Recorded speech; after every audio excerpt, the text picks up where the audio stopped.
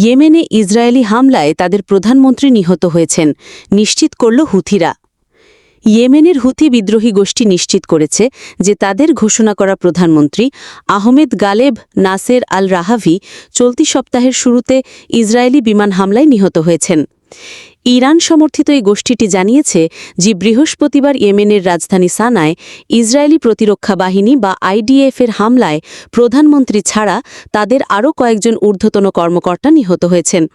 IDF জানিয়েছে রাজধানী সানা এলাকায় একটি বৈঠকে অংশ নেওয়ার সময় ইসরায়েলি যুদ্ধবিমান হামলা চালিয়ে রাহাভি সহ হুথিদের ঊর্ধ্বতন কর্মকর্তাদের নিশ্চিহ্ন করা হয়েছে। 2014 সাল থেকে হুথি বিদ্রোহীরা উত্তর পশ্চিম ইয়েমেনের বড় অংশ নিয়ন্ত্রণে নেয়। এরপর তারা আন্তর্জাতিকভাবে স্বীকৃত সরকারকে সানা থেকে উৎখাত করে এবং দেশটিতে গৃহযুদ্ধ শুরু হয়। হুথিরা নিশ্চিত করেছে ইসরায়েলি হামলায় প্রধানমন্ত্রী রাহাভি সহ তাদের কয়েকজন মন্ত্রী নিহত হয়েছেন, যদিও অন্যদের নাম প্রকাশ করা হয়নি।